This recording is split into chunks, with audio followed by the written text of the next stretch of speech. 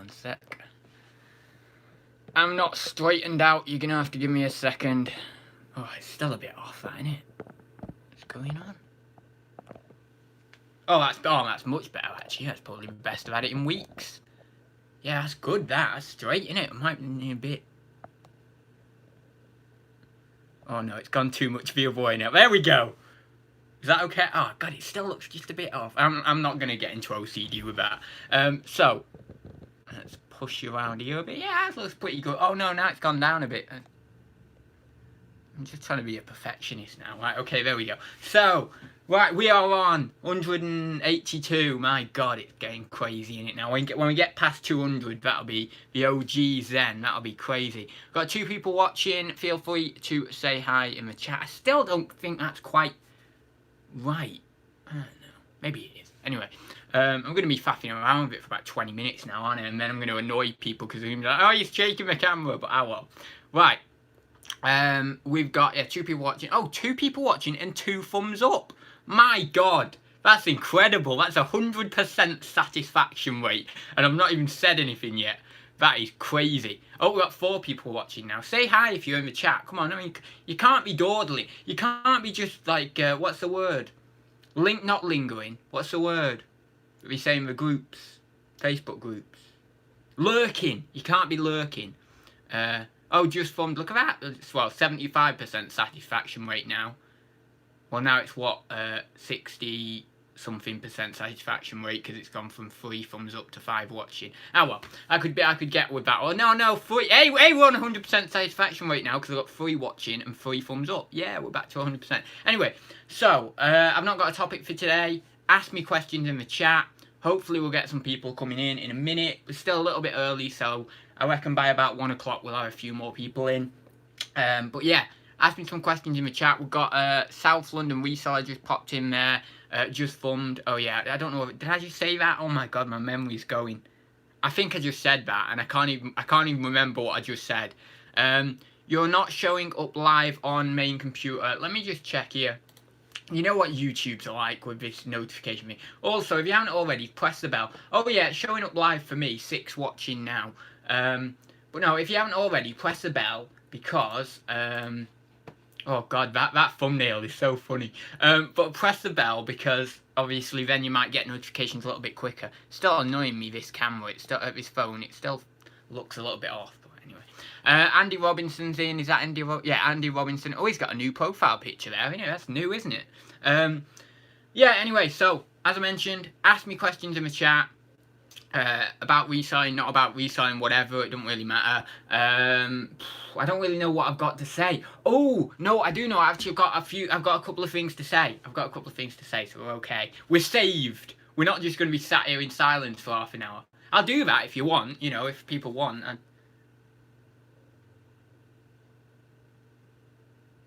But it's not really riveting viewing, is it? So, anyway, what was I saying? So, post office. You remember I did a video on Thursday Talks, actually. It was a Thursday Talks video. Ages ago, probably, God, it must be getting on for a year ago now. Something like that, anyway. I think it was episode 120 or something. I'm not sure. 130 or something, I think. But, anyway, I did a video saying my post office is closing. So anyway, that was a year ago, and we always got told that basically, oh, God, we've got 16 in now. God, that's jumped up quick. Anyway, I wasn't looking. Anyway, so we got told it was going to come along again. It was going to reopen after a month or so. Anyway, he keeps the guys who were in there, and the new guys who took it over, because it was well, I say a hostile takeover. It might have been a merger, but I think it was a hostile takeover. If you don't know business theory, a hostile takeover is basically where a business shows some hostility when taking over another business. So the old staff get replaced by the new staff. A merger is where the two companies merge, and then basically some of the old staff are kept so long as there's a position there for them. At least that's what I remember from my degree thing, but I don't remember a lot of it, so don't take my word for it. I'm not very good in business. I'm not very good in business having a reselling channel, but no, I'm not very good. But the problem with me, right, and I'm not trying to big myself up, but I'm too kind. I'm not aggressive enough. If I was more aggressive or more assertive, Assertive's the right word. I know I've said this before, but I'm not assertive enough. I need to be more assertive. I mean, right, I'm getting this deal. I don't care. We're doing this. Do you know what I mean? But I'm not like that. Anyway. So, that's a merger hostile. So, they had a hostile takeover, which I think this is a very convoluted story, isn't it? Anyway, they had a hostile takeover. Then, what happened is, they said that we'll open the post office again in a few months or a month. And it keeps going. And, basically, we're now a year later. I mean, I've been in, like, once a month. First off, I was going in once every couple of weeks. But I've been going in once a month to see the updates on it.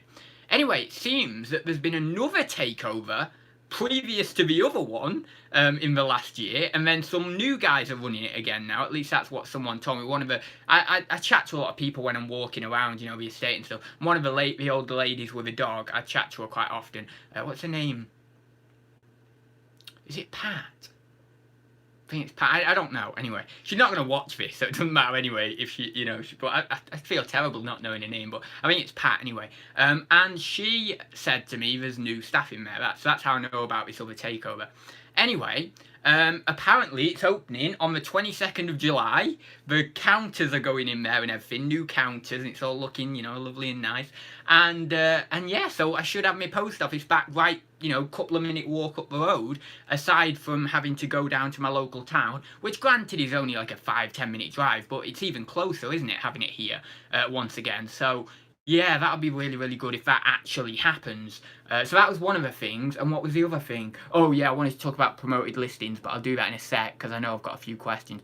Or I've got one question at least. So don't forget to pop in the chat. Anyway, there's not many people in the chat, but there's 18 people watching. Don't be one of them lurkers or whatever I said. One sec, I'm just trying to get that straight again because it's annoying me. Right. Bad bit. I don't know, my voice went, man. Anyway, Bad Biscuit Lex ads. Why have you put ads with an S? I think she'd done that just to annoy me. I really don't like it when people do that. Anyway, right. If you were a type of pie, what pie would you be? And would you be served with gravy or custard? It's going to take a bit of thought, this one. Because I've never liked savoury pies.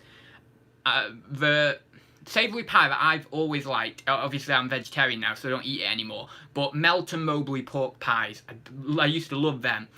But what I just don't like a lot of pies. I don't like the gravy ones, you know, like with loads of gravy in. And you know what I don't like? Because when you get the meat, now I'm not saying in all cases it's lower quality meat, because in some pies that you get from butchers, fine quality meat, and this isn't necessarily as much as the case. But sometimes in pies you can get lower quality meat, and then it's mixed in there with a very... Now some people love this, so I don't want to step on anyone's toes. If it's something that you love, fair enough. But for me, it's this lower quality meat in there, and there's a very thick gravy, and then I'm thinking, oh god, I can't see the meat properly, and it's going to be all chewy and horrible, and then it's going to be gristly as well in my teeth, and I just don't like it. So I've never liked the pies like steak and kidney and all the rest of it, and even the chicken ones I'm not very fond of. But the Melton Mowbray ones I've always liked, except I don't eat meat anymore. And the other, I'd say there's a couple of other, maybe one or two other savoury pies I can't really think at the moment. You know what? I think I had one of them Melton Mowbray pork pies with is it a boiled egg or something in the middle? And I've also had Scotch eggs and stuff, but they're not really pies, are they? So, in terms of savoury, I like apple pie. I like apple crumble, but it's kind of in the shape of a pie, isn't it? But it's not really a pie.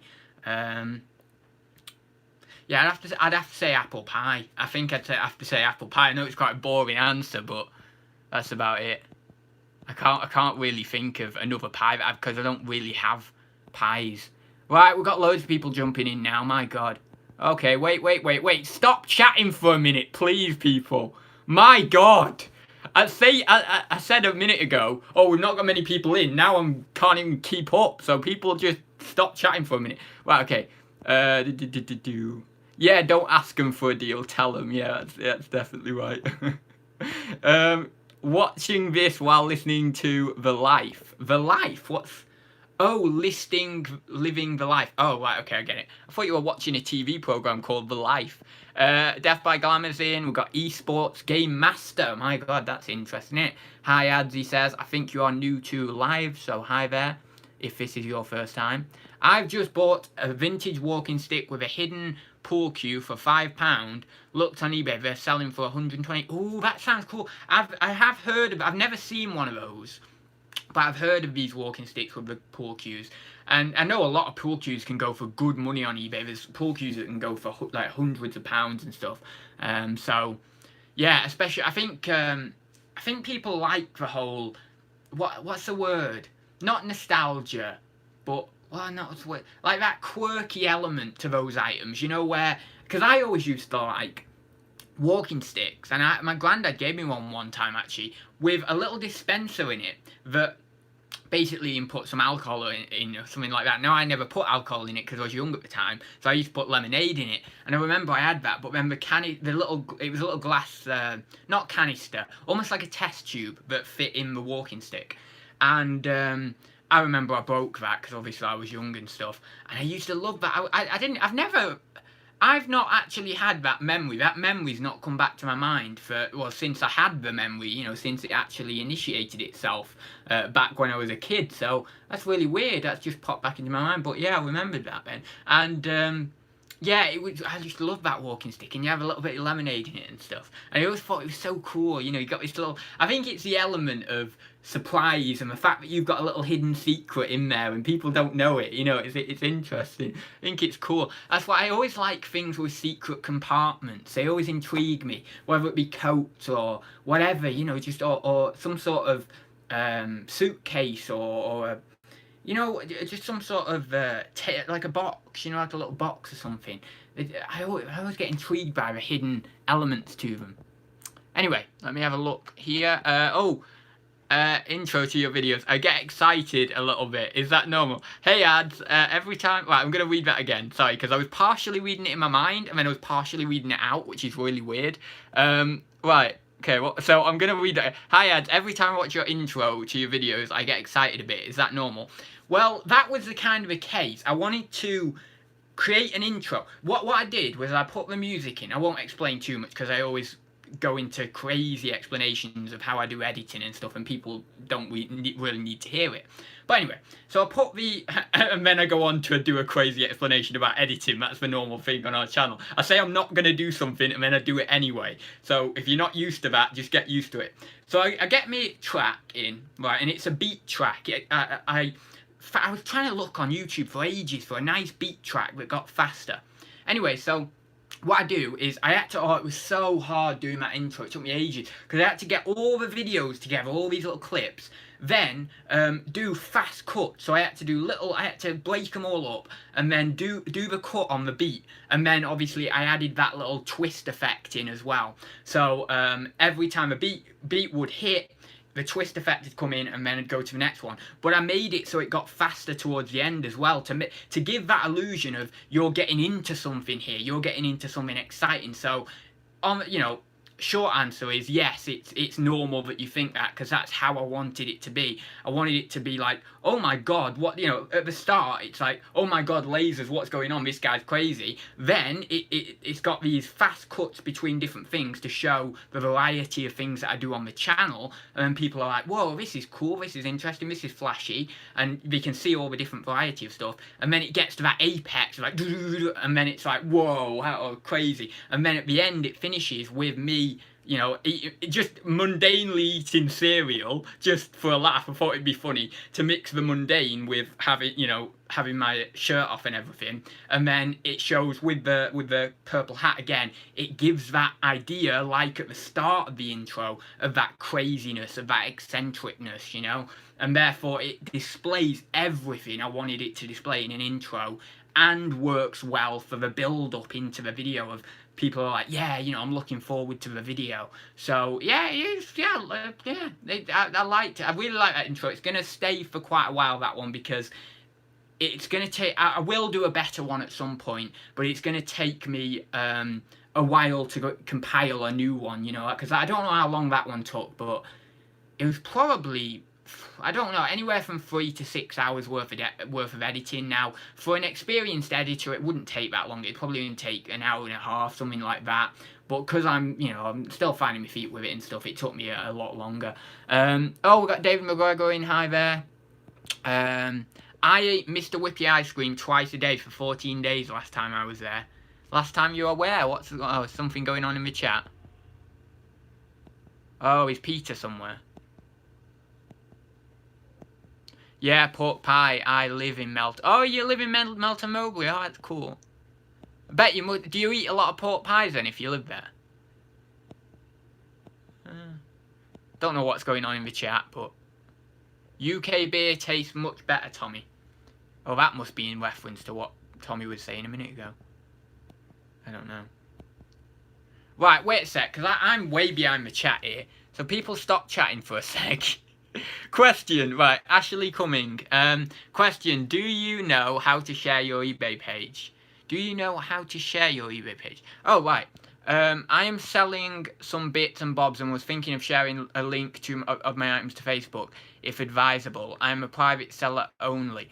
Right, well, first off, I'm going to be a bit of a tyrant and say, if you are a private seller and you are selling, things like of your own, then that's fair enough. But if you are selling things to resell and you're a private seller, you need to make sure that you're registering a business, all that sort of stuff. And I don't know, again, because I can't remember Andrew did a video on it, but I'm pretty sure you need to be a business seller on eBay as well, not a private seller. But I can't be 100% certain of that. I know Caroline mentioned it on Instagram, but I can't remember what she said about it. And I remember Andrew did a video on it as well. But anyway, aside from that fact, make sure you register as a business. Make sure you're all above board if you're doing reselling. Anyway, but as far as I'm aware, it should be fairly easy to share an eBay page. There should be. Actually, let me go. I'm on my computer now, so it's silly just to... Let me just type in a random search. I'm going to type in a random search and it won't come up. Nothing will come up now. Oh, God, no, nothing came up because I just typed in some random letters. Oh, bloody hell, like toaster. I have to actually use my brain and put in some letters that aren't random. Right, there we go, toaster. Let me see if what I think is on here. Right, if you go scroll down to the bottom. Oh, no. No, maybe not. No. I thought there was. It might be somewhere. One sec, let me just have a look up here. I thought there was buttons on every listing for social sharing so that people can share them, but there isn't on your individual listings. So then what you have to do is you have to do it the old-fashioned way. You copy the link address at the top, you go over to your Facebook, you copy the link, paste the link address into your post, and then it'll come up and it should have a little preview window of it. And then obviously you can just type in some writing to do with it, check out my eBay item such and such, and then post it on your Facebook page. That's probably another way of doing it, but I thought it was easier than that because I thought they actually had an embedded social media links on each page, each listing page on eBay, but you know, it's probably going to take eBay more time to do that, so I get why they've not done it. But I did think that was the case. If you want to share your store, then just do the same. So go onto your store page, click at the what's it called? It's not a hyperlink, is it? What's it called? The the address bar link or the link address or whatever. Copy that and then do it the same on your Facebook page. Let me have a look now. Oh my god, I'm so far up the chat here. Right, go up, go up, go up, go up, go up. I'm so glad I asked that question. Why? It's not really... It wasn't a riveting question, was it? Right, let's have a look. No, we're okay, I think. We're okay. Yeah, cool. We're not that bad on the chat. We're not that bad. I'm still really far down the chat. I mean, up the chat.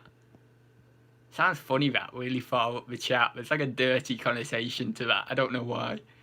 Anyway. Mike is in. Hi there, Mike. How do you pronounce that? Seb. Seb is in. I've not done many shout-outs, so that's why I'm just shouting people out. Peter's in. Peter's been in for a while. Yeah, just do a few shout-outs there. Just some oh no, okay, we're at the bottom now, we're at the bottom. Question, oh no, wait, that's gone off, one sec. Alright, question. If people are new to reselling tax, are new to reselling, and a lot of people are, but don't understand the whole tax thing, what's the best advice you would give them, Ad?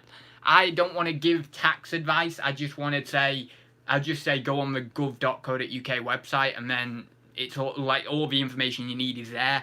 It takes a bit of digging, but just do that, because I can only give from my personal experience, and really, what's to say that I haven't done a few things wrong in my personal experience? Not to say that I've avoided tax or anything, but the information I might give out might be just slightly inaccurate. So it's better to go directly to the source of the gov.co.uk website and get it directly from there, opposed to me saying anything that might be throwing people off slightly. I just don't want to do that. So, but if you go on the gov.co.uk website, it's all in plain English. It's fairly simple to follow, and there's help sheets on there, and there's so much information over there. So that's all the advice I'd give. I wouldn't give any actual advice of, any actual tax advice that comes from my own experience or anything, because I wouldn't want to do it necessarily.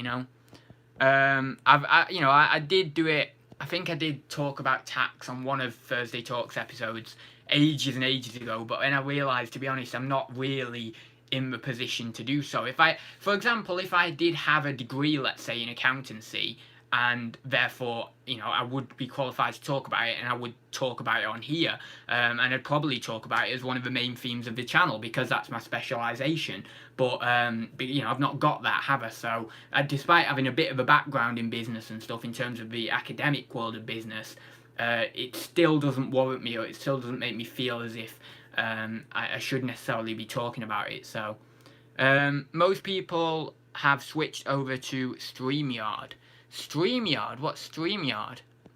Do you have an account, Ads? I guess that means, do I have an accountant? I don't have an accountant. I have looked into it like very, very briefly and thought about it, but on a few occasions. And there was one guy that basically my mum's friend at work, his like best friend, is an accountant, and he sort of said to my mum that if ever Adam wants an accountant, then go to this guy because he's pretty decent and stuff. But I thought about it, and I was like, but I don't need it at the moment. I really don't. If my business goes beyond, 85k turnover for VAT, then yeah, I'll just get an account because it's easy. It's so much easier.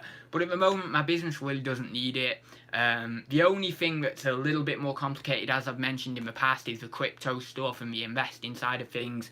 But I've kind of got that fairly where I want it now. I wasn't too sure on how to account for it and stuff, but then after a lot of digging, and after I had to do I had to read the HMRC brief for cryptocurrencies, so that then I was making sure I was doing it right and stuff.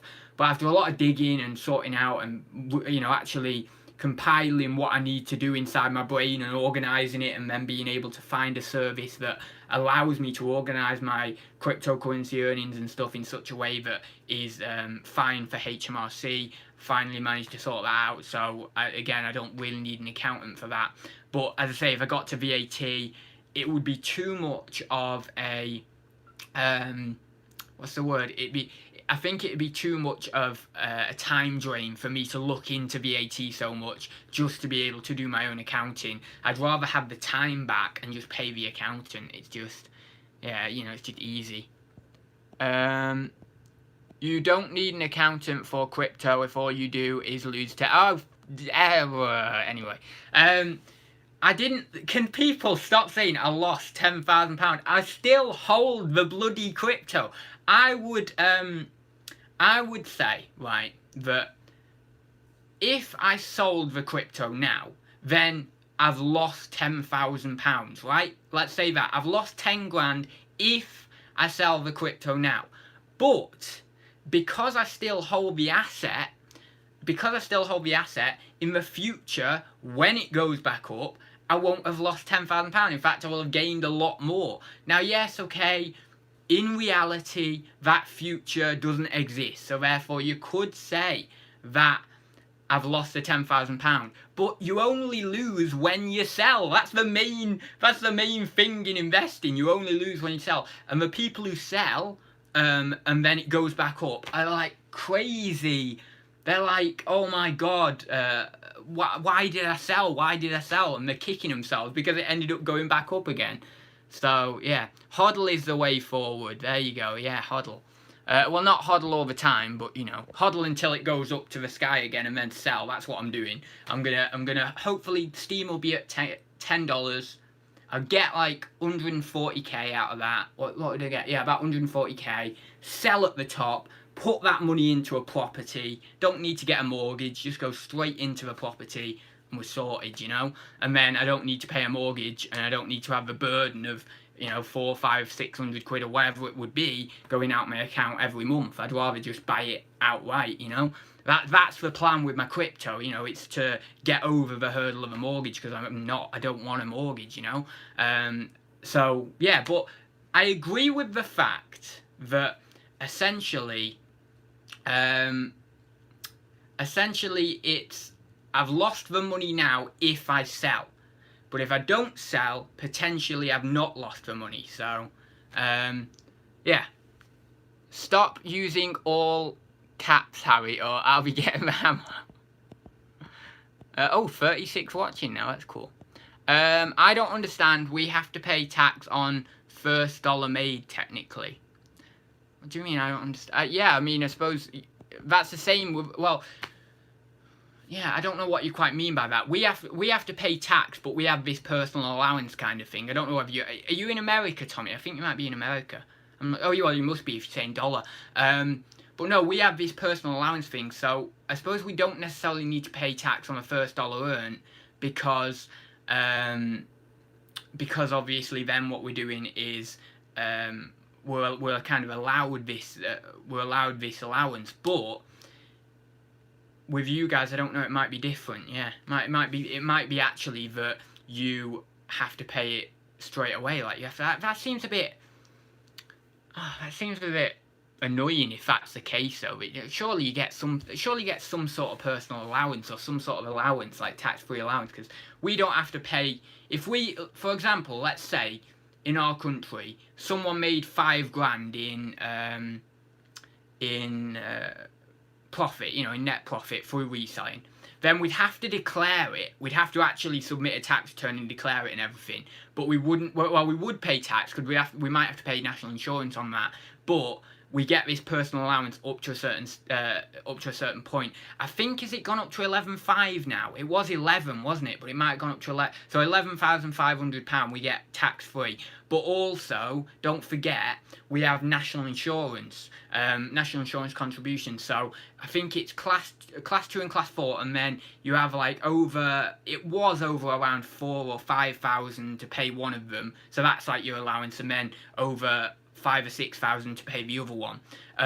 So therefore you end up, even if, let's say, you've earned £7,000, you end up still paying your national insurance, because you might be in your personal allowance for your income tax, but you still have to pay your national insurance because you've gone over your allowance with that. So yeah, that's kind of how it works. But I would have thought that in different countries, obviously it's not the same, because in different countries there's different tax laws and regulations and stuff, but I would have thought there might be some sort of personal allowance there. You know, I would have thought there might be some sort of allowance for, you wouldn't just get taxed straight away. So I don't know, it's odd. Yes, I wish we had national healthcare. I was talking to my friend actually about this, about healthcare in America and healthcare in this country with the NHS and stuff, and he was saying how he's not too keen on the NHS and all the rest of it, and I was saying how I quite like the NHS, really. I think it's a really good system. You know, over in America, as you say, I don't know. I think that what you have to do, as far as I'm aware, I've not looked into this too much, but as far as I'm aware, you pay for your all your medical stuff, right? And you end up paying like through the roof. You pay a lot of bills in it.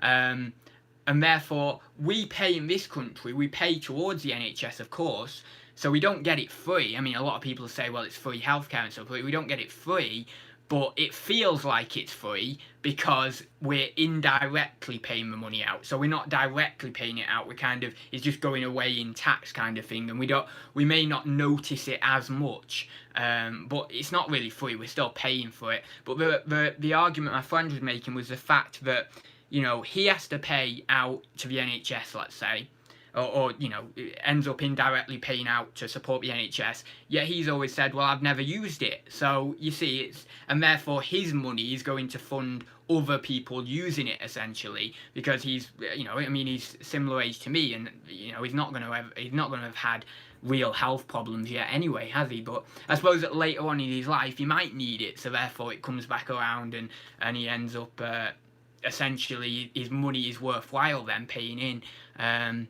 It's 1,000 per... What the hell? 1,000 a month for family healthcare. Oh my god. What, 12 grand? So that's what, 10 grand UK? 10 grand pounds? 12 grand, about 9, 10 grand. My god. That's insane. What? So what's that for? Like a family of 3 or 4 or something? Yeah, my god, that's a lot.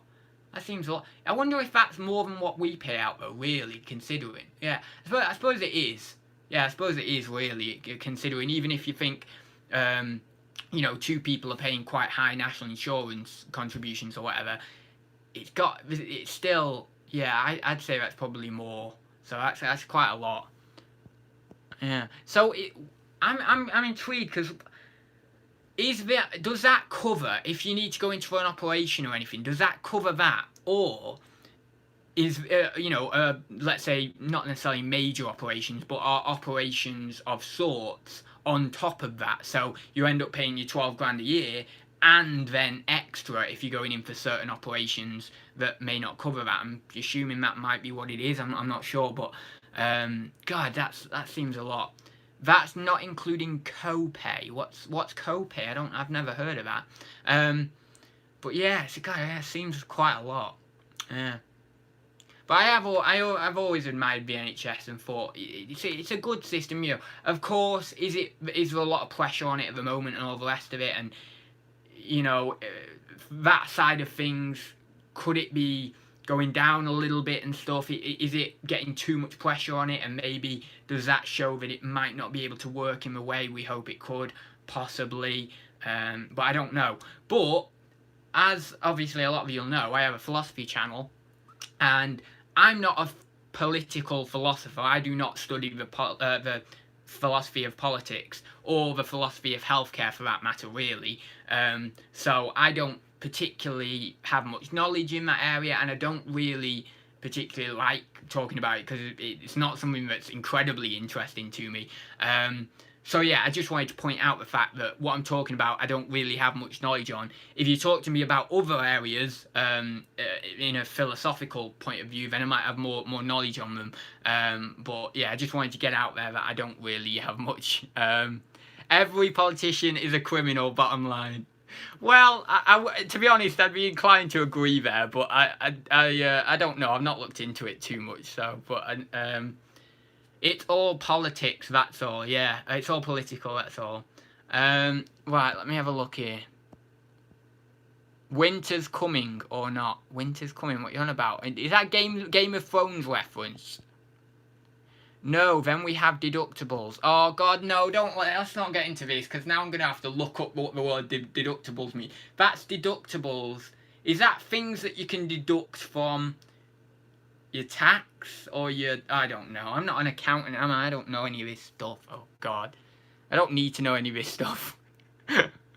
Anyway, right, let me have a look here. Up the chat.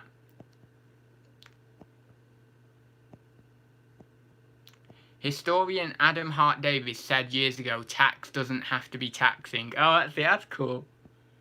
Yeah, that's interesting. We don't have national healthcare either, Tommy, but we do have a medical card for low-income families. Ah. Because there must be other ways, you know, in other countries that, essentially, there must be other routes to at least getting some sort of help with regards to it, because it seems like if you didn't, it would be incredibly hard, especially as DBG says there, for these low-income families. Anyway, if you haven't already, hit the old like button. Let me have a look. So if your income is low and you don't earn enough, you don't pay tax. I'm guessing that is in... It's 12,500 now. Oh my god, I'm not keeping up with this. It was 11k. Then I'm sure it went to 11.5. Has it gone up by £1,000 then? So does that mean it's gone up twice? Let's have a look here. Personal allowance. I want to see when it's gone up, because I'm not keeping tabs on it, am I? 12,500 for 2019. Oh yeah, it went to, yeah, I do remember it going to 11,850. Yeah, but I forgot it, obviously, because it's not really something I keep up with enough. Right, let me have a look here. 2018, 2019, 11. So then it must have been, was it 11,500 the year before that? God, I'm out of date, aren't I? 12,500. Hey, it says here, 12,500 to 14,549. I wonder what that's in reference to. The tax-free dividend allowance is 2,000. I need to keep an eye on the dividend allowance thing, because if basically if in crypto the proof of stake coins, if HMRC in the future start to categorize them as dividend income, which I actually want them to do, because then that'll, well, it won't necessarily lower my tax actually, but it'll just, it's easier for me to account for them in that way. I like accounting for them as dividends. So basically that would be pretty, oh no wait, no I do, yeah, do I get less tax actually? No, I do get less tax. It says it's 7.5% on dividends. I'd have to pay, if currently they're categorized as what do you call it, capital gains, the what do you call them, the proof of stake coins, you know, when you're mining the coins and stuff like that. So currently I pay 10%, but it looks like if they get categorized a dividend, falling under this dividend tax, then I get to pay 7.5%. So I will actually get a reduced tax. So that's pretty cool. But generally, I just think they should. I believe that proof of stake coins in cryptocurrency and not necessarily mine coins, but proof of stake cryptocurrency, the income that you get from them should be treated as dividend income, because if you buy a stock, right, in the stock market, and then that produces a dividend or some money back, right, then that falls under dividend. If you buy a cryptocurrency and then that produces more of that cryptocurrency, then essentially that cryptocurrency should be taxed under dividend, because that's what it is. You're getting a small like portion back as a kind of dividend from holding that investment. So, but unfortunately at the moment, HMRC hasn't looked into that side of crypto as much, and in the tax brief that they came out with in, when was it, 2018? I think 2018, they didn't specify proof of stake currencies in whether they're going to be dividend or capital gains, which is meaning that I kind of have to go down the route. Obviously I've got a tax thing anyway, a system, like a, what do you call it? It's a website which basically organises it all for you, so you don't need to worry so much, and you pay them X number of, X fee.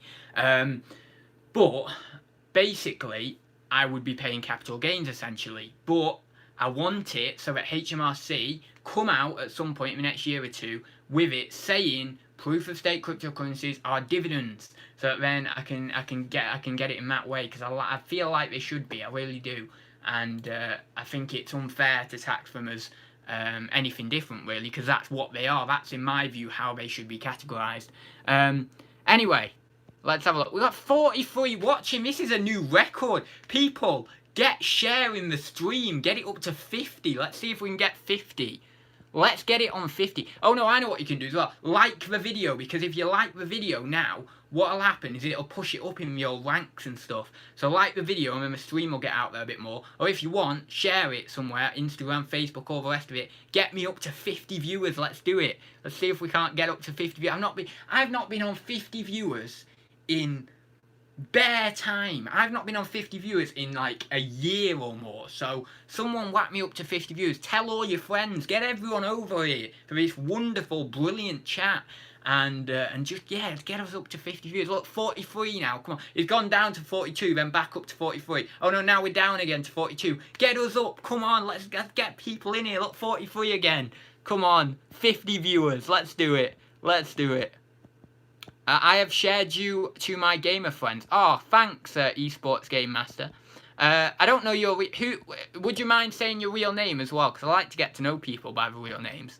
Right, let me have a look up. Oh my god, there's so much tax talk now. I'm not going to get rid of all the tax talk. Oh my god. There's so much tax talk. Why is everyone talking about tax? Oh my god. Well, oh yes, because I was talking about tax, wasn't it? Oh no, we're on 39 now. No, you know what people are doing? They're just leaving to troll me, aren't they? They're just like, well, I'll leave and then you won't get up to 50. Oh, that's what they're doing. I can see you. My dividend is 7.5. Oh, maybe I can get it on dividend. I'm going to have to check on... You know what I'll do, Sean? I'm going to check on my... as I say, this website that I use to collate all my earnings, my crypto earnings and stuff for tax. I'm going to check whether it actually does fall under 7.5, because that'd be cool, actually. My sales went up 33% after switching listing templates. Oh, what's that about? Oh, Julie, hi there, Julie. Ads, why don't you use template for your listings? They look boring with just white text on a black background. What do you mean, white text on a black background? Oh, do you mean for the description? I was trying to wonder what you mean. You don't mean the titles, do you? Because the titles have to be black and white. I was thinking of the titles for some reason. But you mean the descriptions, right? Yeah, but I don't really... I did that. I did used to... way before I was doing reselling in the past 4 years, when I was younger, when I was doing reselling, I did actually try out these little templates that you got. What was it called? Was it Octiva or something? Or maybe that's not it. But there was some sort of service I used to make it so that then your descriptions can have different backgrounds and stuff on, different coloured backgrounds and different fonts and stuff. And it did look pretty good, to be fair, but I like banging through the listings. I don't feel the need to crazy do all loads of stuff in the description and all the rest of it. And it's all right. It seems to be fair enough. A lot of people just want to look down at the description, see a tiny little bit of information about it. To be honest, a lot of people don't even look in the descriptions these days. This is why I mainly concentrate on the photos, because I'm like, right, let's get some decent photos on there of any flaws on it, any angles of the, all the different angles and everything of the item, and then they can view on the photos. Because I've actually had people, and numerous of times actually, which is annoying, just got a little reminder popped up. I'll have to move that. There we go. Oh, 44 watching. Come on, get us up 50. Come on, get us up. Come on. 50. Go, let's go. No, I'm joking. Anyway, so, right, what was I saying? Oh, I've lost what I was saying. Oh, yeah. So, I have people message me sometimes, occasionally, every now and then. I've had it a few times. And they basically say, what is it? So they say, there's this thing in the item, or there's this flaw in the item, or whatever. Not only have I put it in not the title, the photos, but I put it in the description, and clearly they've not read the description. And then you go over to the description, and there it is, clear as day, and it's possibly on the photos as well, as I say. And then you say to them, you respond and you say, oh, well, I did put it in the description, all the rest of it, and you be quite polite about it, of course. And then they end up going over to the description and they say, oh, yeah, it was my fault, I've done it, I'm like, for God's sake. And then sometimes you end up having a return anyway, because they just want to return it genuinely from that anyway, and you're like, bloody hell.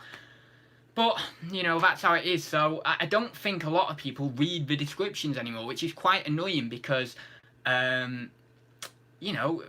some valuable information can sometimes be, in that description. But yeah, Harry's just said there, some people don't look at the description, some people do though. Yeah, there definitely are customers out there that do. I don't know the percentage between, I'd say probably more, I'd maybe say these days more don't than do, but saying that, I look at the descriptions, but am I a typical buyer? I don't think I am, because I'm a reseller, so I kind of have a little bit more conscious awareness of when I'm looking at a listing. I make sure I'm looking at the listing properly, so I suppose I'm not the typical buyer, am I? So I can't really go off that. Anyway, let me have a look. In the old chat. Agree ads. Half the buyers don't even get to the description. Mine are very short, to the point, says what it is. Why waste time putting in more? Well, exactly, you know, I just do the photos well. And that's it. I just did I just listed this morning. I've not got it on the board actually. I listed a lovely. Oh, you know what? I'll go and get it. People don't mind waiting. It's all right.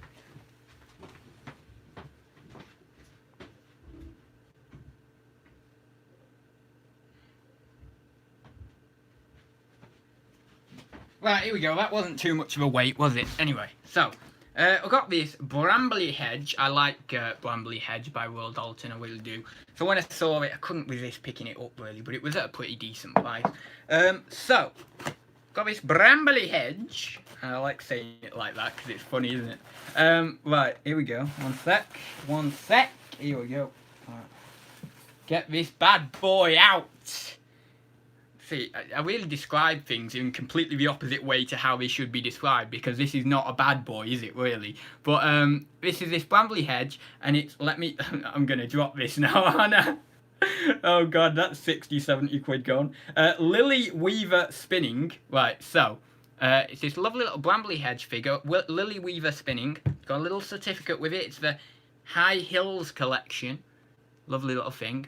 Anyway, so I do that. And I didn't do the 12 photos, maybe I should have done, but I never do I hardly ever do the 12 photos. I don't know, does it actually make a difference in your search, you know, in the ranking? Because I know people have said, if you do the 12 photos, it makes a difference in search ranking. I don't know. But anyway, I probably did 8 to 10 photos or something like that. I did a fair few. And as I say, I've done it at different angles. I took a picture of the stamp, I took a picture of this, I took a picture of the box. I think I took a picture of the box at maybe a couple of different angles.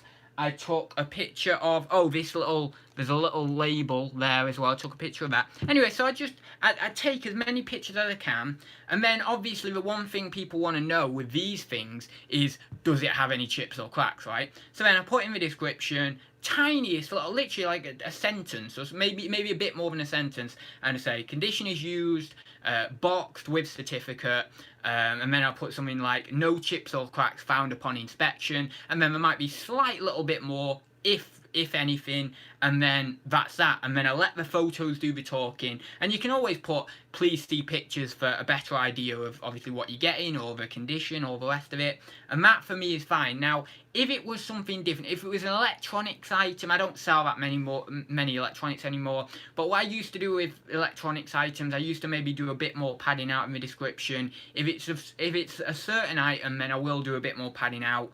But then this little beauty has gone on for 70 quid. I'm trying to push the price up. Basically, there was one that had sold for £59.95. I think that was plus post or free post. I don't know, it's either split. Well, it was one or the other, wasn't it? Anyway, it's not going to be anything different. But that was the highest price that it sold for. So I thought, let's try and push this up to 70 quid. So yeah, it's gone on for 70 quid. I got that yesterday from the charity shop. It's originally stickered up at 20 quid, but he'd had it in the charity shop for a couple of weeks, 2 or 3 weeks, and he said to me, you know what, I'll do it for 15 quid. I didn't even ask for a discount, he just said, I'll do it for 15 quid, because obviously this is one of the charity shop managers I'm quite friendly with. So yeah, really, really happy with that. Hopefully 70 quid from 15 quid. Yeah, pretty decent. Maybe I have to come down to 60, but I should still get 60 for it. So yeah, quite a nice little item there. And it just shows, you know, with things like this, photos are key, making sure you're getting plenty of photos on there. And you don't necessarily need to do a huge description. People generally want to know, with these sort of things, has it got any chips and cracks? That's the main thing. That's the main. As long as they can be assured that you've inspected it and it doesn't have chips and cracks, they're cool. As long as you've done a few photos and stuff, they're more than happy, and that's that essentially. So yeah, I just thought I'd show you that as a little example of what I was talking about, I suppose. I'll have to put it back in here now. But yeah, I was quite happy to find that, really, because to be honest, I've not really found any high value items in charity shops. I mean, it's not incredibly high value, but it's certainly better than 20 or 30 quid items, or maybe even 10 quid items. Oh, certificate's not in there. So, you know, I suppose It has been, yeah, you know, I haven't found that many in charity shops recently, and it is just lovely to find an item like that, in which, yeah, okay, I paid 15 quid for it, but I really don't mind paying 15 quid for it if it's going to get me 70 quid back, or even 60 quid back, because at 60 quid it should go fairly quickly. I wouldn't say it's going to go immediately, but it'll go fairly quick. So, yeah, quite nice. It was nice to find an item like that in a charity shop, because for the last God knows how many weeks, if not months, I've only found maximum value of item 30 quid. I haven't found anything over 30 quid, I would imagine, in a fair few weeks. And in fact, charity shops have been incredibly full. I was a little bit premature doing this video, but I did a video. Okay, yeah, granted, there was a little bit of I wanted to do this video because I thought it would get views in there and stuff. But I did a video centered around what did I'm entitling it "Are Charity Shops Dead?" because it's a bit clickbaity. But the actual premise of the video was not necessarily "Are charity shops completely dead?" It's more about why is it getting harder to source at charity shops? Why are we finding less at charity? Or why am I in particular finding a lot less at charity shops? What's the reasoning behind this? How can we move forward? What are some of the opportunities in charity shops at the moment? And what are some of the areas in charity shops that are lacking in opportunity because charity shop managers are pricing higher and stuff? But I was a little bit premature doing that video now, because I was thinking, hang on a minute, yesterday I got some good items from charity shops, and I've said in that video about how it's becoming really, really hard and everything. And yeah, I'm like, oh god, I shouldn't really publish that video now, but I'm like, yeah, but I did it. I don't want to waste the video, you know? So I'm like, oh no, what am I gonna do? I have to just publish it, and that's that, you know? Anyway, leave it a thumbs up, as again, you know, 15 thumbs up, we've got 43 watching, let's get it to half an hour, 50% thumbs up. Anyway, I know I'm ignoring the chat a bit, so I'm going to go up the chat now.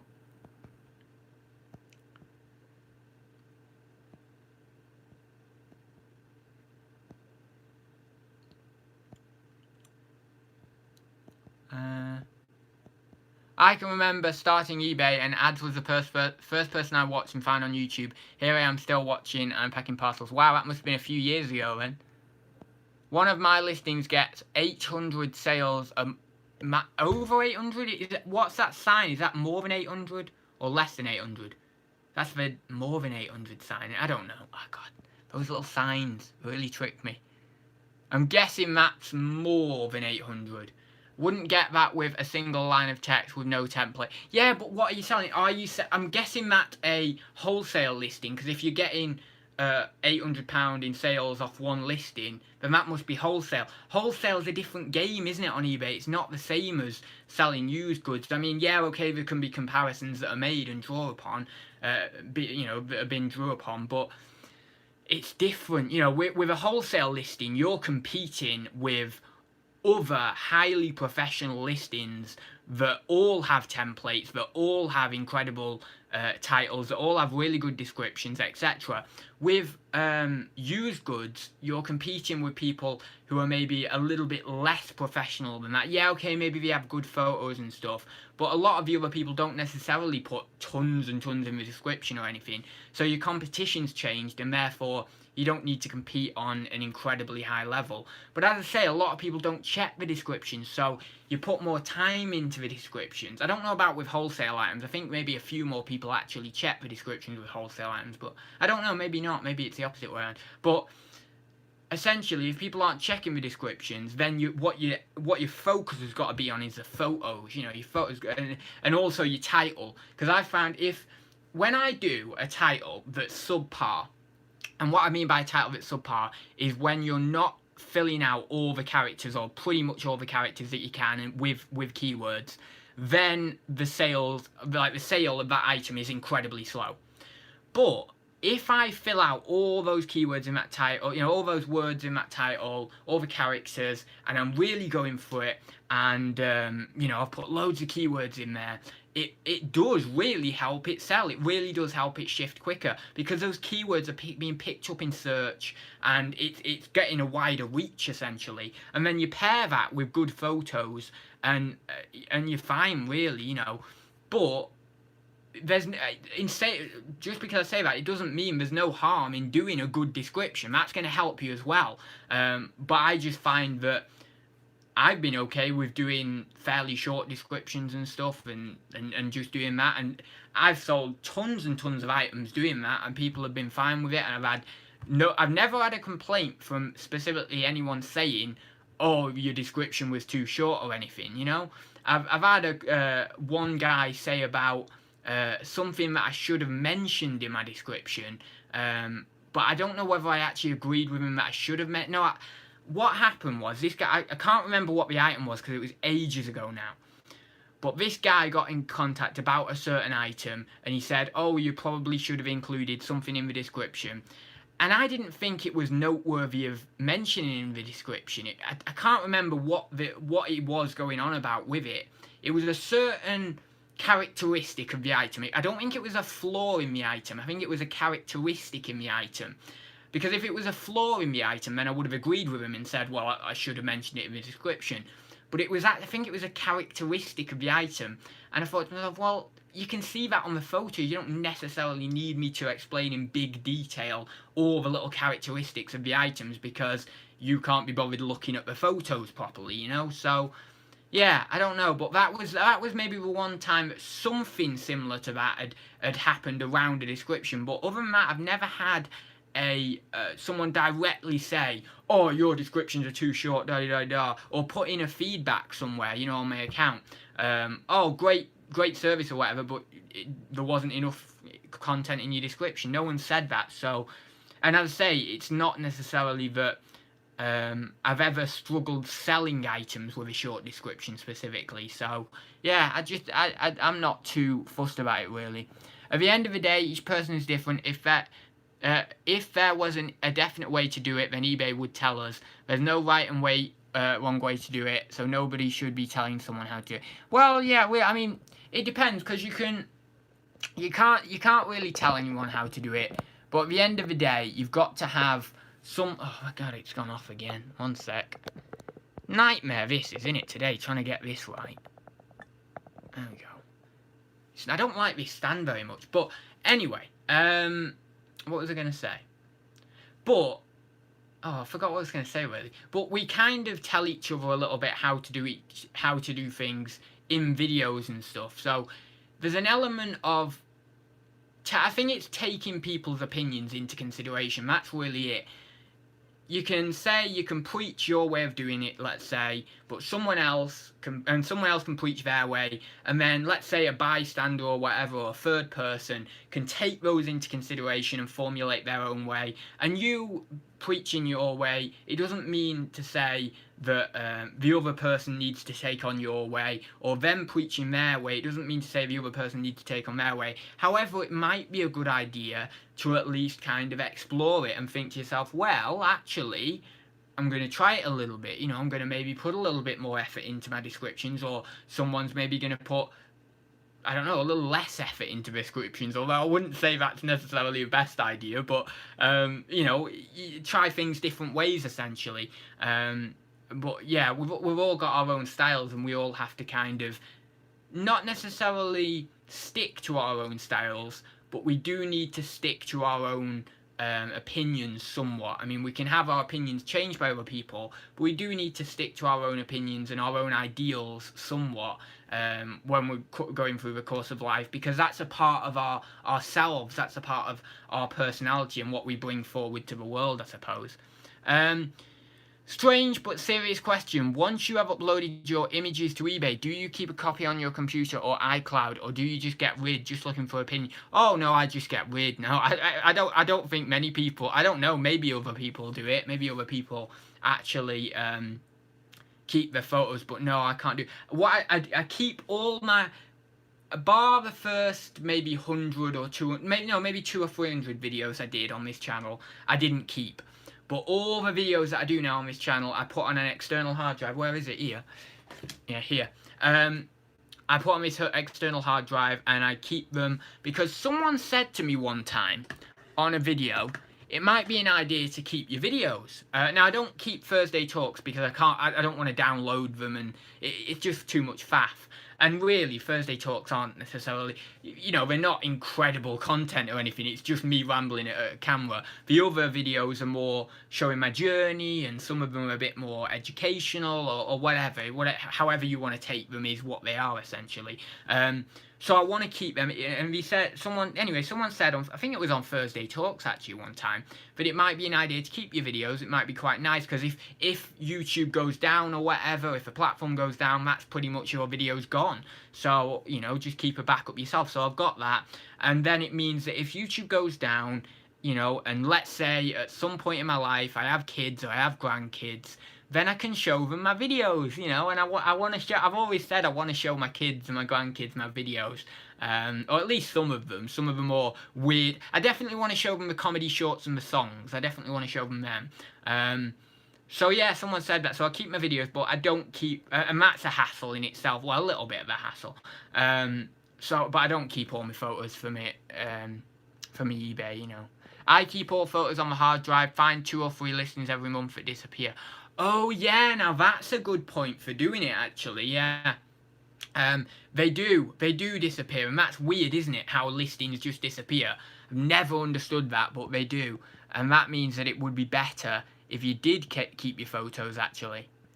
I keep my eBay photos mainly after last year when all the photos, yeah, that's a good one. It's similar with what I was explaining with YouTube actually, with the fact that if YouTube went down, your videos would be gone. If eBay, one of these glitches appear again, all your photos are gone. So yeah, it's interesting. Now that glitch, fingers crossed, it didn't affect me, but fingers crossed if it happens again, it doesn't affect me, because or touch wood or whatever the thing is, because I'd be done for really, you know. Did eBay actually get back some of the photos for people? I don't remember what actually happened with that. Ooh, I'm 47 now. Let's get us up to 50. Come on, we've got so close. Have I just caught ads bad end? Bad end? Well, it's been a bit rough all the way through. It's been a bit choppy, this one. We've had a bit of tax talk. We've had crypto talk. We've had the odd kind of random reselling question pop up. So it's been a bit choppy. We got ads spun out of control, Judge. Yeah, it's been a bit of a choppy one, this one. It's whenever I get into tax talk, it goes all off, because I'm trying to say my piece about it, but also I'm trying to make sure that I'm not giving out the wrong information and all the rest of it, so I'm getting all in a tiz with it. Anyway, my photos are all backed up to the cloud. I go in and delete all ones. Oh, it seems everyone does the whole photos thing, backing them all up. I'll never do that. Bloody hell.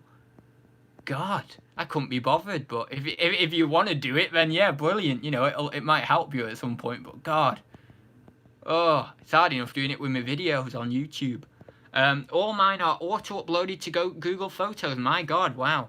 God, everyone's doing it, isn't me? Everyone's proper professional compared to me. And you know why it is? I know why it is now. Because I did that big 5 personality traits test, and I got low in conscientiousness, or like low average in conscientiousness. So obviously I'm not going to do things to the standard of other people, or someone who's, let's say, higher in conscientiousness than me. So I just embrace it, you know. I'm just like, well, I'm not high in conscientiousness, so I suppose that actually I'm using that as an excuse, aren't I? That's bad. That's bad. Oh, that's bad. Anyway, but yeah, I'm low in conscientiousness. I'm not going to bother, you know. Right then, let's have a look. Anyway,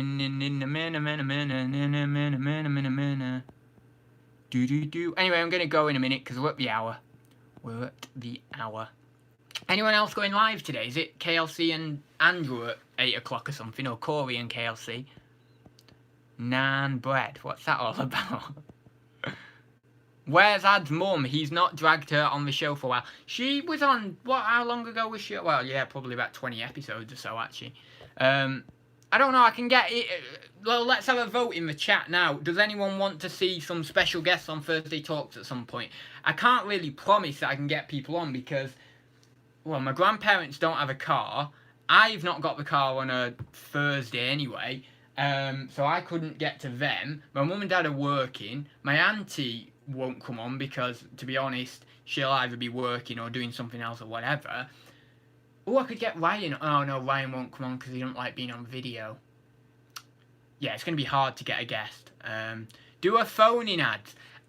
Funny you should say that. I have my...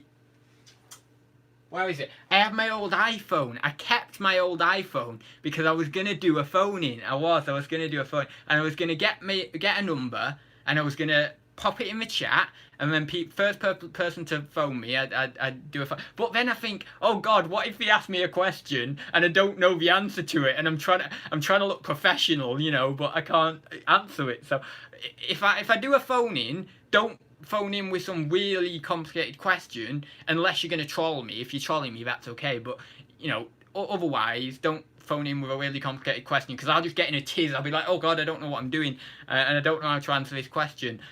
So if we do that at some point, then yeah, just be nice. I'll have it on speakerphone as well, so people can hear. So don't say anything rude. But you know, if you want a guest on, then I will try and get a guest on at some point. So you can have a vote in the chat now. Those who want a guest, put G in the chat. Those who don't want a guest, put N in the chat. G for guest and then N for no, just so it's quicker, you know, so that we can get some people flooding through with them answers quickly rather than just people typing out guest or no and stuff. It just makes it quicker, doesn't it? G. Right, someone's got a G. Ads, DBG will do a phone-in with you. She'll look after you, mate. G, get your cat on. I can't get the cat on because she's out half the time, isn't she? And when she's not out, I can't, she's either asleep or I might not be able to find her or whatever. Sometimes she hides and stuff. Right, so we've got G. Something... trying to make a dirty joke out of that. Maybe I'm thinking G-string, I don't know, but I'll do a phone-in ad. My God, everyone's saying phone-in. Do a phone-in. Right, I'll try and set something up. I'm not promising for next week, but possibly 1 week, you know, in a couple of weeks' time or something. Because I've got to get this phone, so I don't know. I've not got a SIM with it, you see, so I don't know. I might have to get another SIM thing with it and stuff. But yeah. Guest and phone-in. Yeah, most people are saying guest. Ads, the best part, showing that you don't know it all works. Most YouTube like to pretend they know it all. They usually hide, they have hidden stories as well. Yeah, well, a lot of YouTubers are ads. How do you pronounce naan bread? Naan bread, right? Naan bread, right? Not nan bread, because some people say like nan bread or something, don't we? Oh, what was I saying? I was responding to Tommy, wasn't I? Oh, what was I saying? Oh yeah, some YouTubers do have what I call it is well, I suppose there's an official name for it, isn't it? Really, well, really, it's just an ego, but it's more than that. If you look into the psychology of other YouTube, it's not an ego. It's a stage persona. That's the word for it, isn't it? That's the actual word for it. Yeah, it's a stage persona that they build up hype around it, and they build an ego around it. It's kind of a defense mechanism. Actually, what it is, it's an ego defense mechanism, because they separate themselves from their stage persona because they're feeling weak, and they then basically go across as their stage persona as a way of not feeling so weak. But in the process, what happens is they start to feel kind of ashamed of themselves because they're creating a different version than who they actually are. So then it separates the idea of their sense of self, and therefore what happens is they feel warped, they don't feel right in the world. And obviously why I know this is because I had a stage persona in the form of ads.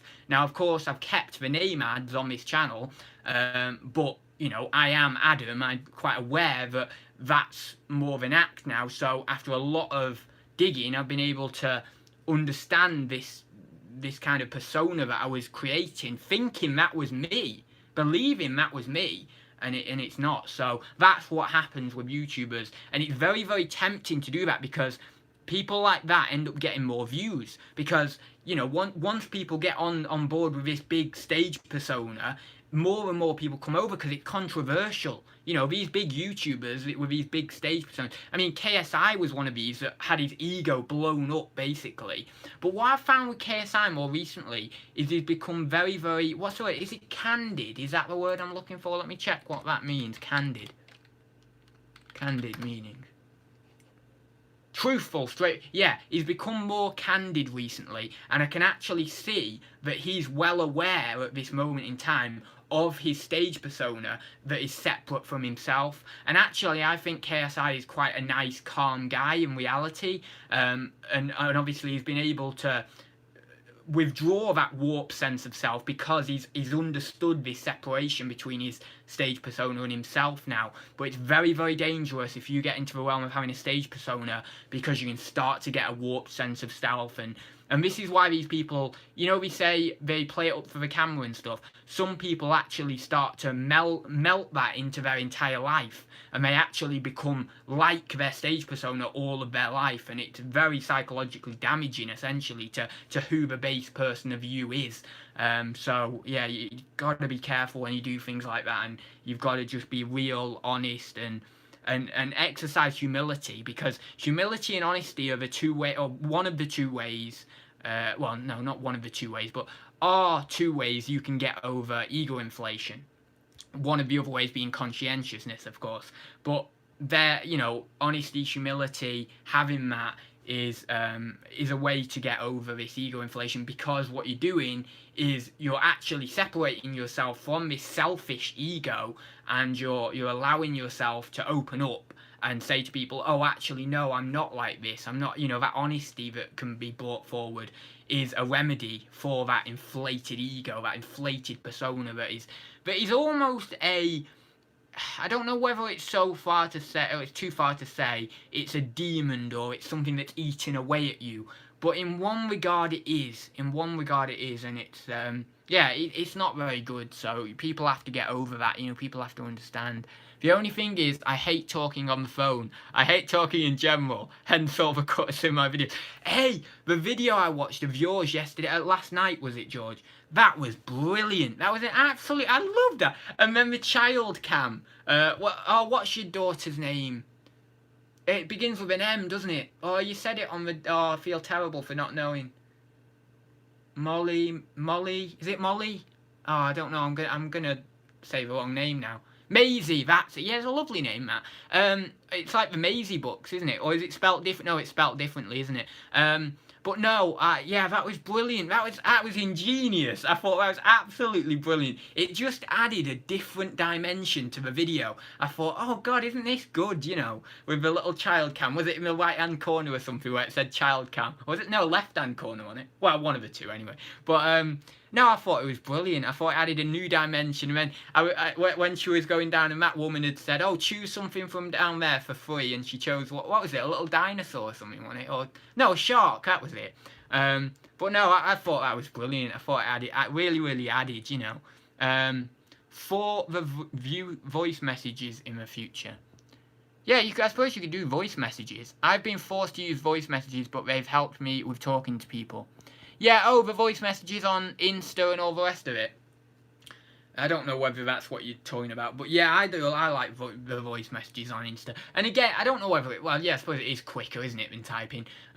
So that's nice as well. So I do quite a lot of voice messages when I'm talking to people. I've not been, last week or two, I've not really talked to that many people on Insta. I've just been, I've met up with a few people outside of Insta in real life, which is nice, a few of my friends and stuff, but I've not really been talking that much on Insta. I ignore calls until a voicemail is left, even if they get ignored for a few weeks. Well, the problem is, right, and I'll just give you a very quick story with my anxiety around phone calls, and it might help you, George. You're not saying that you've necessarily got incredible anxiety around phone calls or anything, but when I avoid phone calls and I don't partake in them, I feel more anxious when I end up having to do them. Let's say there's a phone call that I have to make, because eventually I end up, I have to make it, right?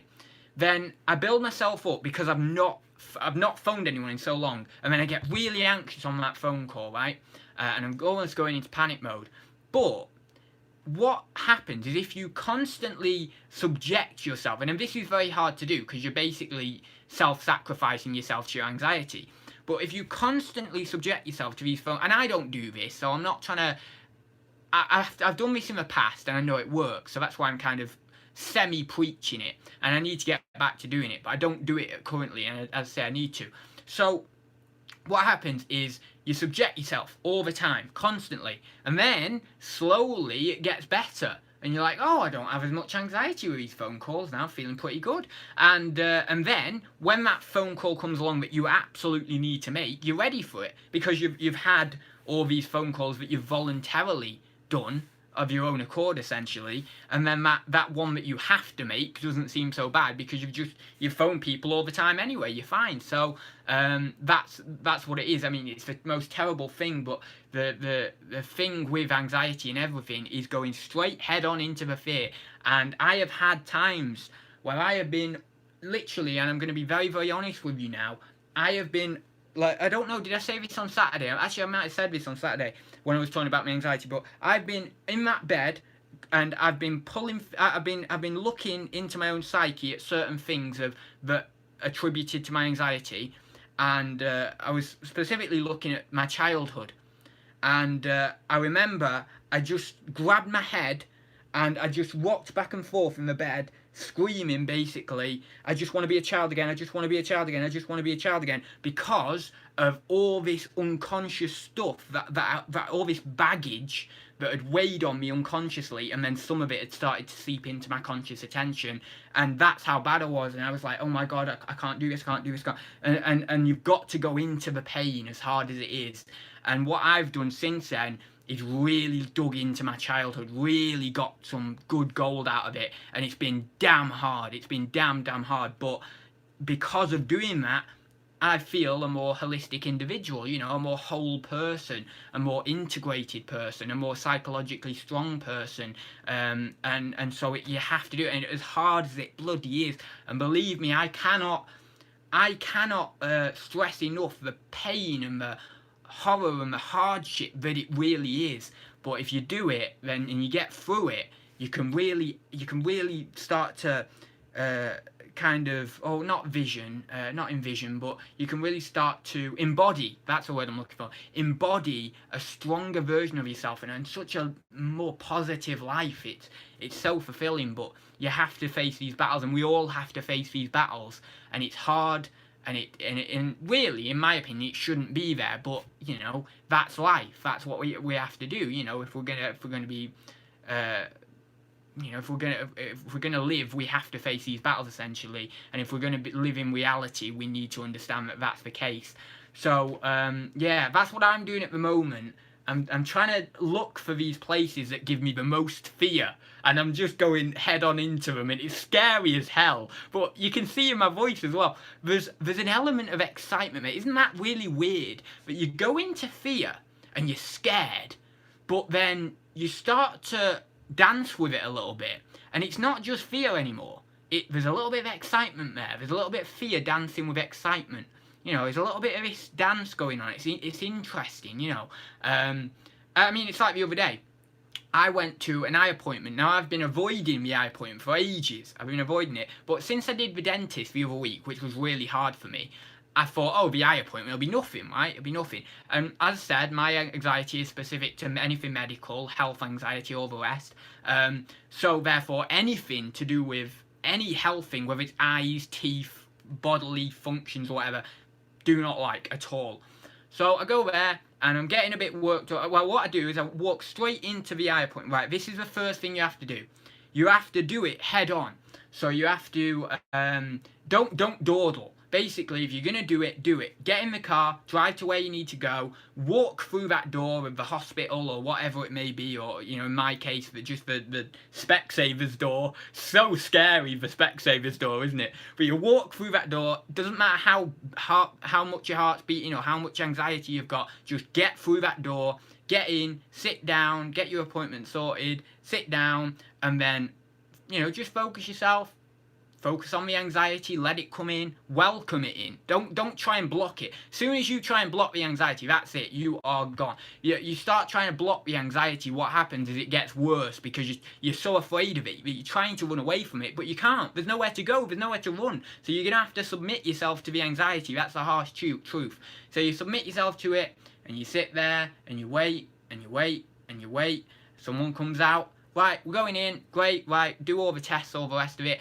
Explain to the person, this is my good tip for me.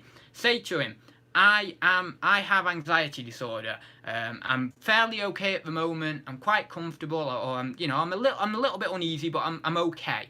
But I just wanted you to know, etc. And then just get talking about other things. Don't worry about the anxiety. You've said your piece about the anxiety. Start talking about his life or your life or whoever it is that's in there, and they'll be more than accommodating with you, etc. And then just go ahead and do the thing, and that's what I did. And by the end of it, I was really good. I was so unanxious, and I had done all the little tests that we did with my eyes, with all these equipment and stuff, and then basically, I went out and I'm getting me new glasses next week. So on Thursday Talks next week, you'll see me with some nice new glasses, because you can see these ones have always been like that. They've been slanted because I've not gone for my eye appointment, you see. So, and my glasses are God knows how many years old. So you're going to see me in some lovely, you know what they're going to be? Tortoiseshell. Well, now it's not real tortoiseshell, don't worry, it's not. It's just the look of tortoiseshell, but tortoiseshell look ones, and they're going to be all fancy and lovely, and it's all cool, So, that's what you got to do. You got to go bang head on into the anxiety, like boom, boom, boom, boom, But it's not really a fight. People call it a fight, but it's not really a fight. It's actually a submission of self-sacrifice to your anxiety, and trusting yourself to your anxiety, which is something you can't do ordinarily, because your anxiety, it scares you. It's like, oh God, this is big, this is bold, this is scary. So trusting yourself to it is very, very hard. But you can do it. You can get in that frame of mind in actually trusting yourself to it. And once you get into that frame of mind of trusting yourself, where you can't place any trust, then that in itself is true trust. Because if you can't trust something, but then you end up trusting it, you're in a state of complete genuine trust. If you trust someone who you know you can trust, then you're not really trusting them, are you? Because you already know you can trust them. So it's like, well, that's not trust, is it? That's just basically knowing that you can trust someone and then being like, oh, well, I know I can trust them anyway. But if you know you can't trust someone and then you trust someone, right, like this. If I go up to someone on the street who's smoking, I don't know, they might be smoking a spliff or something, I don't know. Anyway, and then I say, can we do a trust exercise? You just stand there, and just hold your arms open, and I'll fall back into your arms. If I do that, because I know that person, I don't know that person. They could be anyone. They could be anyone, right? And I'm stereotyping the whole spliff thing and all the rest of it, but it's just a stereotype. Anyway, just an example. But anyway, I don't know that person. They could be a brilliant person. They could be lovely. They could be so trusting, so kind and everything. But I don't know. So I'm exercising complete true trust when I say, catch me when I fall, because I do not know if that person is going to catch me when I fall. Therefore, it is complete trust. It is complete, genuine trust. I'm trusting myself to the very essence of life itself, to the very essence of change, to the very essence of humanity even as well. So, yeah, that's what you got to do. You got to trust yourself to that, and that's hard, but that's how it is. So anyway, I'll leave it there, guys. I've not even drank my little tea. Look at that. Oh no, you can't see him there. But I've got half my tea left, so I'm going to have to drink this. The dentist makes me anxious because of a few bad dentists, but I'm fine once I get in my chair. Yeah, I had really bad dentists when I was younger, so I think that's built up a little bit more fear around it. But the dentist I have now is so cool. He's so awesome. But anyway, I'm going to leave it there. I will see you in the next one, guys. Thank you very much for watching. And yeah, I'm back probably tomorrow with another video. I think it's tomorrow. And yeah, I will see you very soon.